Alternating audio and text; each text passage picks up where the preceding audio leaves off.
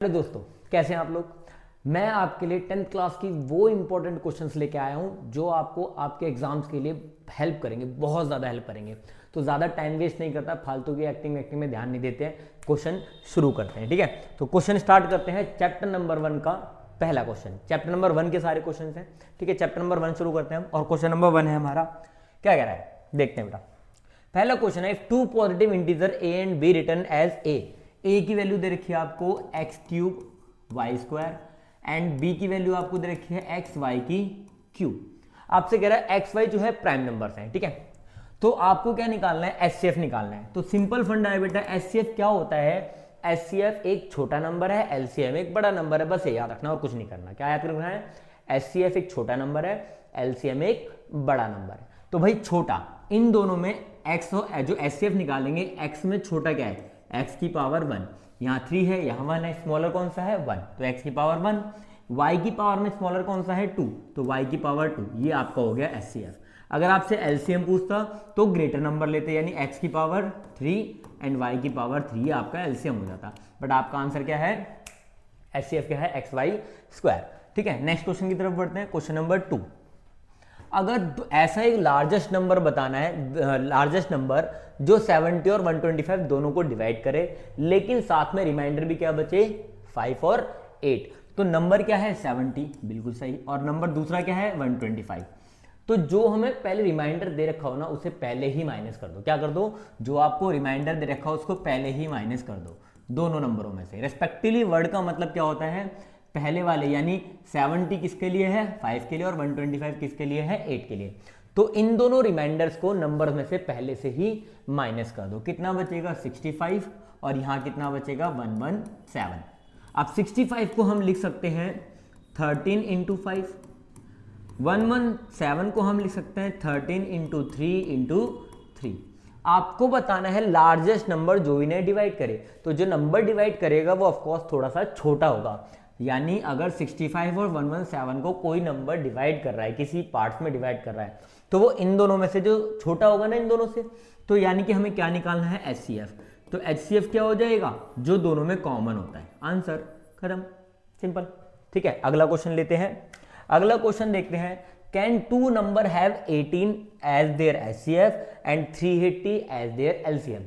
तो आपसे कह रहा है एचसीएफ क्या होना चाहिए 18 और एलसीएम क्या होना चाहिए 380। क्या ऐसा कोई नंबर पॉसिबल है। पहले आपको एक रिलेशन समझाता हूं। मान लो एक नंबर ले लेता हूं मैं, एक नंबर ले लेते हैं हम 18 और दूसरा नंबर ले लेते हैं हम 12। तो 18 को हम लिख सकते हैं 2 इंटू 3 इंटू 3, और बी को लिख सकते हैं हम, यानी 12 को लिख सकते हैं हम 2 इंटू 2 इंटू 3।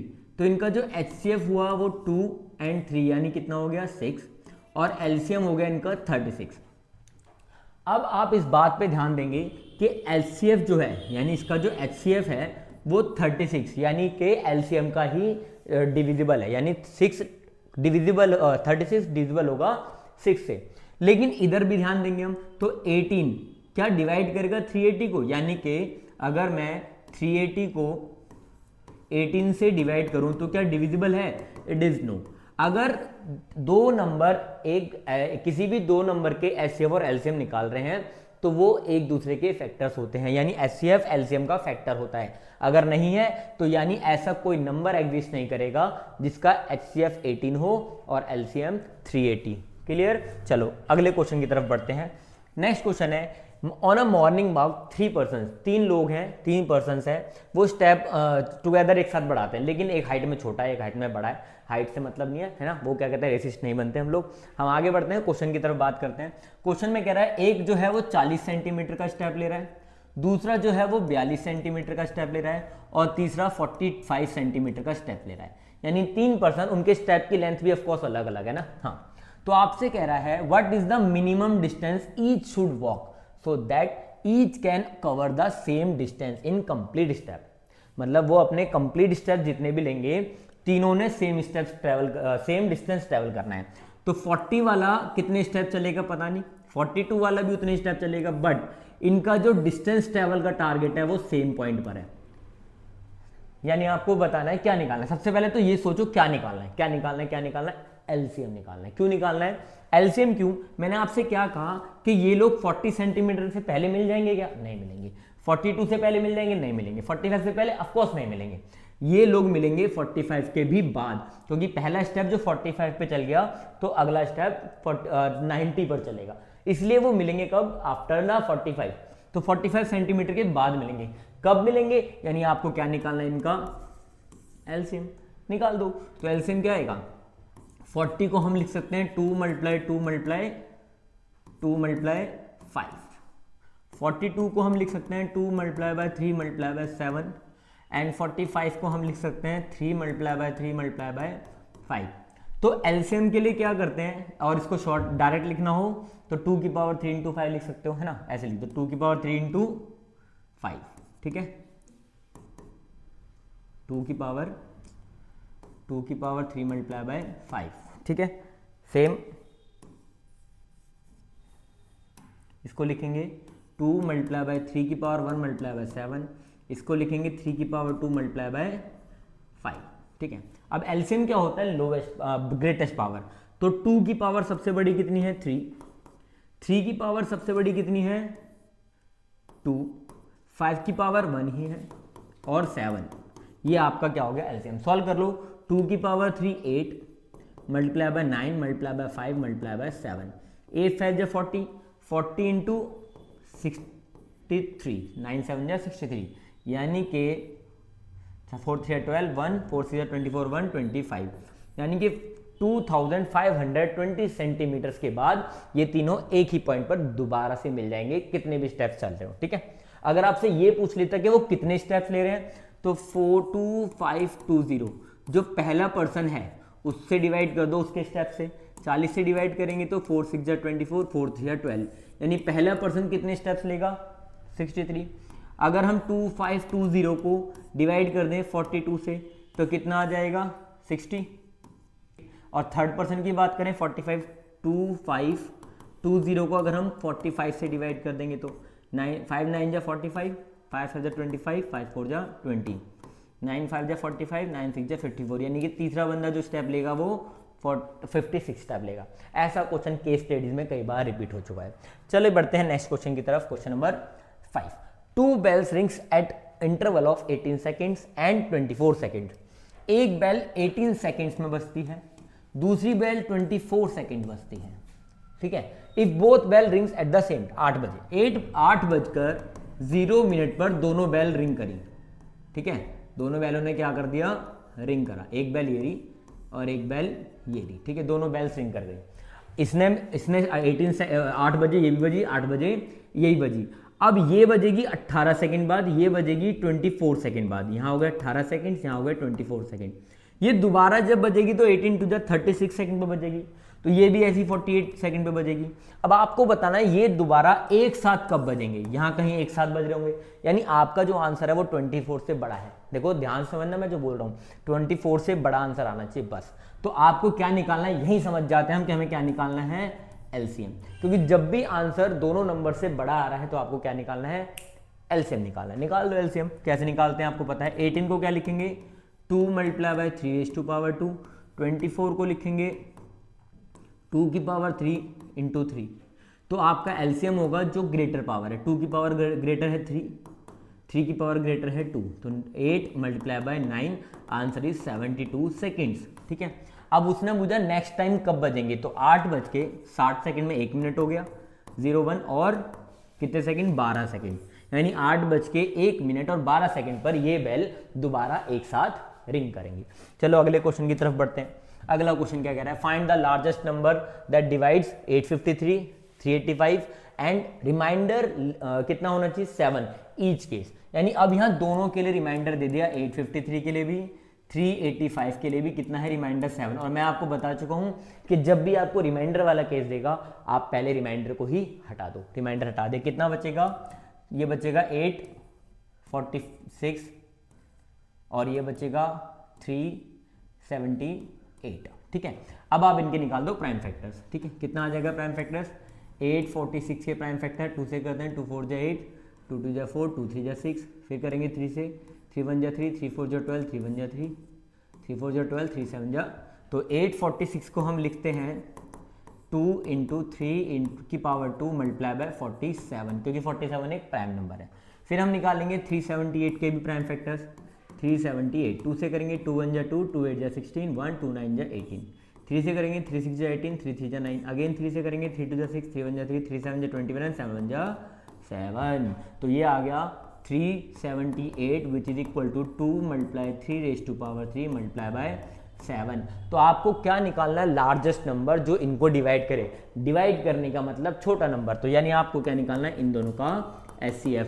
तो एचसीएफ में क्या लेते हैं? Smallest power. तो 2 की स्मॉलेस्ट पावर 1 है, 3 की स्मॉलेस्ट पावर 2 है, 7 की स्मॉलेस्ट पावर यहाँ 1 है, तो यहाँ 7 की पावर 0 मान सकते हैं। तो स्मॉलेस्ट पावर कौन सी हुई? 0। ऐसी 47 की पावर 0 लिखने की जरूरत नहीं, लेकिन बस समझाने के लिए समझा रहा हूँ आपको। जो भी स्मॉलेस्ट पावर है उसे उठा लो। 2 मल्टीप्लाई बाय 3 की पावर 2 9 मल्टीप्लाई 1 मल्टीप्लाई 1, क्योंकि किसी की पावर 0, आंसर 1, तो आंसर आ गया 18। यानी एक 18 ऐसा नंबर है जो इसको भी डिवाइड करेगा, इसको भी डिवाइड करेगा, लेकिन जब डिवाइड करेंगे तो रिमाइंडर 7 बचेगा। बढ़ते हैं अगले क्वेश्चन की तरफ। तो अगला क्वेश्चन क्या कह रहा है? The HCF and LCM of 2 number is 9 and 90। LCM आपका है 90 और एचसीएफ आपका है 9। उनमें से एक नंबर 18 है, तो दूसरा नंबर क्या होगा? तो दूसरा नंबर क्या होगा? कैसे निकालते हैं? ध्यान से देखते हैं, ठीक है। तो हमारे पास एक थ्योरम है, फंडामेंटल थ्योरम कहते हैं, LCM multiply by HCF is equal to product of number A into B, ऐसे लिख सकते हैं, है ना। तो एलसीएम कितना है? 90, एचसीएफ कितना है? 9 is equal to 18 into B. तो आपको निकालना है बी की वैल्यू, तो बी निकालेंगे 9 9 जा 81, या अभी ऐसे ही छोड़ देते हैं। ये आ जाएगा 90 मल्टीप्लाई बाय 9 डिवाइड बाय 18, 18 5 जा 90, तो बी की वैल्यू कितनी हो जाएगी? 45 इज योर आंसर। इस तरीके से बहुत सारे क्वेश्चन आते हैं। अगले क्वेश्चन की तरफ बढ़ते हैं। अगला क्वेश्चन है, प्रूफ करना है √3 एक इरेशनल नंबर है। √3 हो, √2 हो, √5 हो, कुछ भी नंबर हो, उसे जब आप इरेशनल नंबर प्रूफ करना चाहते हो तो एक सिंपल तरीका है, सिंपल एक स्टेप फॉलो करना है, याद रखना, और एक कॉन्ट्रडिक्शन फैक्ट है वो लिखना है। क्या है? मतलब एक स्टेटमेंट होती है, वो डिट्टो टेकनी है।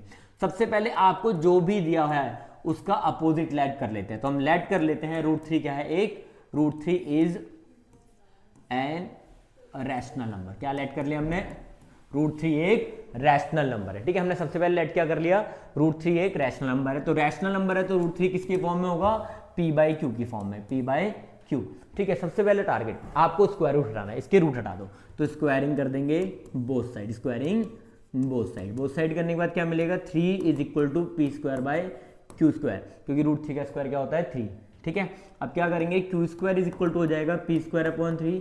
इन दोनों को आपस में इंटरचेंज कर दिया, तो ये p²/3 है। अगर p² इज डिविजिबल बाय 3 है, अपॉन में होने का मतलब ही होता है कि वो डिविजिबल बाय ये नंबर, ठीक है। अब ये डिविजिबल बाय 3 है, तो p भी तो डिविजिबल बाय 3 होगा ना, p इज ऑल्सो। अगर किसी का स्क्वायर 3 का डिविजिबल है तो वो नंबर भी 3 से डिविजिबल है, मतलब 9 मान लेते हैं। 9 क्या 3 से डिविजिबल है? क्योंकि 3 का स्क्वायर है, 9 डिविजिबल है, तो एक इसका स्क्वायर है 3, तो 3 भी तो 3 से डिविजिबल होगा ना। तो यही बस स्टेटमेंट है कि अगर किसी का स्क्वायर उस नंबर से डिविजिबल है तो वो नंबर भी इससे डिविजिबल होगा। चलो, अब जब डिविजिबल है, मतलब अगर हम किसी p² को 3 से डिवाइड करेंगे तो वो कितने टाइम पे जाएगा? p² तो आएगा, रिमाइंडर 0, क्योंकि डिविजिबल का मतलब यही होता है। तो यहाँ पर क्या आएगा? मान लेते हैं वो नंबर क्या है? m। तो हमने मान लिया 3, इसको लिखते कैसे हैं? p² is equal to 3 times of m। ये होता है divisor is equal to dividend into dividend is equal to divisor into quotient. Remainder है नहीं, 0 आएगा, इसलिए इतना छोड़ देते हैं। तो ये हमारा लॉ था, लॉ ऑफ उसका एल्गोरिथम था यूक्लिड का, ठीक है। यहाँ तक आगे बढ़ते हैं हम। p² की वैल्यू कितनी हो गई? 3m, p की वैल्यू, क्योंकि p है, p का डिविजिबल है। अब क्या करेंगे? p की वैल्यू ले लेंगे, ये इक्वेशन हो गई फर्स्ट, इसमें पुट कर देंगे, पुट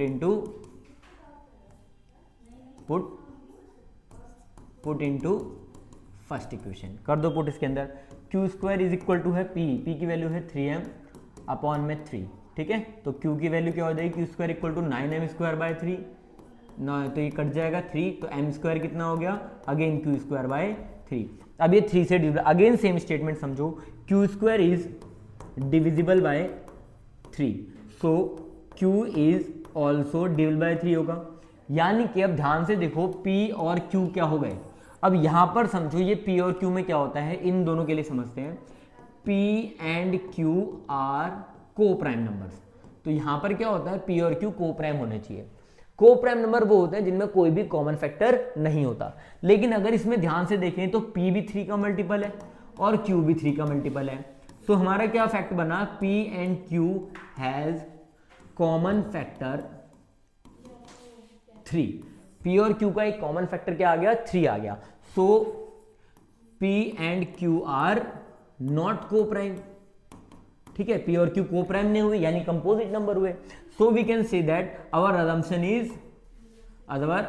इज रॉन्ग। जो हमने जो माना था वो गलत था। √3 एक रैशनल नंबर नहीं है, तो यानी √3 क्या हो जाएगा, √3 इज अ इर्रेशनल नंबर, और इरेशनल नंबर हो गया। सो ये हुआ क्यों, it is because of our contradiction fact. बस इतनी सी स्टेटमेंट देनी है और हर बार रिपीटेड क्वेश्चन है, कुछ भी नहीं होता, बस इतना सही करना होता है। बढ़ते हैं अगले क्वेश्चन की तरफ, क्वेश्चन नंबर 9। देखो सेम क्वेश्चन है, एक लेंथ ब्रेथ हाइट है किसकी, एक रूम की। लेंथ कितनी है, 8 मीटर 25 सेंटीमीटर, जिसको मैं 825 सेंटीमीटर लिख सकता हूँ। सेम ब्रेथ कितनी है हमारी, 675 सेंटीमीटर लिख सकते हैं हम इसको, है ना। और हाइट कितनी है, 450 सेंटीमीटर। अब आपसे कह रहा है एक स्केल बताना है, क्या बताना है, एक लॉन्गेस्ट रॉड बतानी है which can be measure all the 3 dimension of the room exactly. मतलब इन तीनों को मेजर करने का एक ऐसे लेंथ बताना है जो इन सबको मेजर कर सके, मतलब एक्स्ट्रा ना बचे।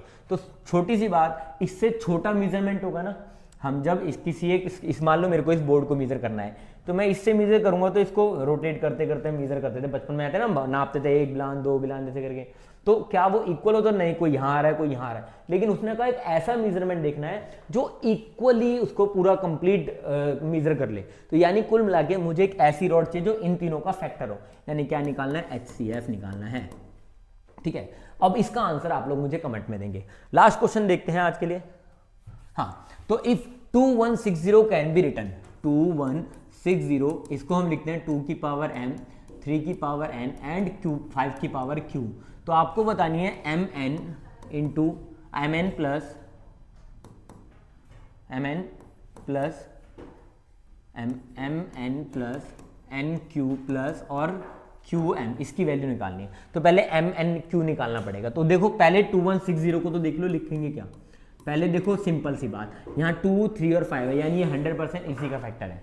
तो 2 से करके देख लें, 2 1 जा 2, 1 डिवाइड नहीं हो रहा, 0 लगाएंगे, 2 8 जा 16, 2 से करेंगे 2 5 जा 10, 2 4 जा 8 0, अगेन 2 से करेंगे 2 2 जा 4, 2 7 जा 14 0, 2 से करेंगे 2 1 जा 2, 2 से 2 5 जा 10, फिर किससे करेंगे 3 से कर लेते हैं, 3 4 जा 12, 1 3 5 जा 15, 3 से कर लेते हैं 3 1 जा 3 और 3 5 जा 15, अगेन 3 5 जा 15 और 5 1 जा 5। तो यहाँ क्या आया, हमारा जो आंसर है 2 की पावर 4, 3 की पावर 3 एंड 5 की पावर 1। फोकसली इसको मेंशन करें तो m की वैल्यू कितनी आ गई 4, n की वैल्यू कितनी आ गई 3 और q की वैल्यू कितनी आ जाएगी 1।